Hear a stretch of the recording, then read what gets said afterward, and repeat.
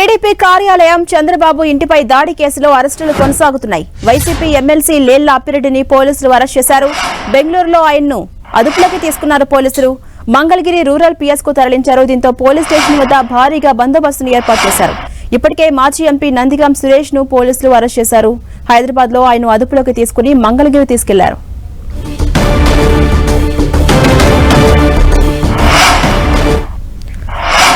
ఇదే అంశంపై మరింత సమాచారం మా ప్రతినిధి దుర్గా అందిస్తారు. దుర్గా, చంద్రబాబు ఇంటిపై దాడి కేసులో అరెస్టులు కొనసాగుతున్నాయి. మనం చూసాం లేళ్ల అప్పిరెడ్డిని అలాగే నందిగం సురేష్ ను పోలీసులు అదుపులోకి తీసుకున్నారు. అలాగే జోగి రమేష్, దేవినేని అవినాష్ అజ్ఞాతంలో ఉన్నట్టుగా తెలుస్తోంది. వారి కోసం పోలీసులు కూడా గాలిస్తున్నారు. ఓవరాల్ గా ఈ కేసుకు సంబంధించి ఇప్పటివరకు అప్డేట్స్ ఏంటి?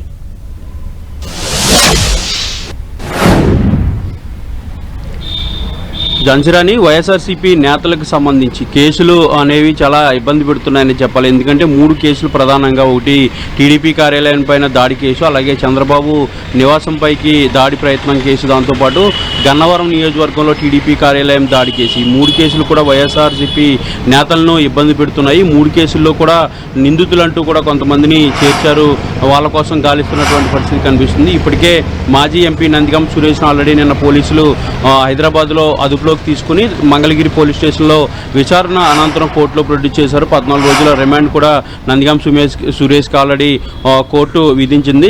గుంటూరు జిల్లా జైలుకి ఆయన్ని తరలించారు. ఇక ఇదే కేసులు అంటే టీడీపీ కార్యాలయం దాడి కేసులో మరొక వైఎస్ఆర్సీపీకి సంబంధించినటువంటి ఎమ్మెల్సీ లేళ్ల అప్పిరెడ్డిని కూడా నిన్న బెంగళూరులో పోలీసులు అరెస్ట్ చేశారు. మంగళగిరి పోలీస్ స్టేషన్ తరలించి ప్రస్తుతం ఆయన్ని విచారిస్తున్నారు. ఈరోజు మధ్యాహ్నం తర్వాత ఆయన కూడా కోర్టులో ప్రొడ్యూస్ చేసే అవకాశం అయితే కనిపిస్తుంది. అయితే ఈ కేసుకు సంబంధించి దేవినేని అవినాష్ కోసం కూడా పోలీసులు వెతుకుతున్నారు. దేవినేని అవినాష్ ను కూడా త్వరలోనే అరెస్ట్ చేస్తారనేది చాలా స్పష్టంగా చెప్తున్నటువంటి పరిస్థితి. ఇక టీడీపీ కార్యాలయం గన్నవరం నియోజకవర్గానికి సంబంధించిన టీడీపీ కార్యాలయం పై దాడి కేసులో కూడా వల్లభనేని వంశీ కోసం పోలీసులు గాలిస్తున్నారు. ఆ కేసు ప్రస్తుతం అయితే బెయిల్ ఉంది కాబట్టి బెయిల్ క్యాన్సిల్ అయితే అరెస్ట్ చేసేందుకు పోలీసులు ప్రయత్నిస్తున్నారు. ఇక మరొక మాజీ మంత్రి జోగి రమేష్ కూడా బెయిల్ రద్దయింది కాబట్టి ఆయన కోసం కూడా పోలీసులు వెతుకుతున్నారు. ఈ రోజు ఏ క్షణమైనా సరే జోగి రమేష్ ను కూడా అరెస్ట్ చేసే పరిస్థితులు కనిపిస్తున్నాయి. ఏదైనప్పటికీ టీడీపీ కార్యాలయం కేసులో వైఎస్ఆర్సీపీ నేతల చుట్టూ కేసులు అనేవి బిగుసుకున్నాయి. వరుసగా ఒక్కొక్కరిని అరెస్ట్ చేస్తున్నటువంటి పరిస్థితి కనిపిస్తుంది. థాంక్యూ దుర్గా.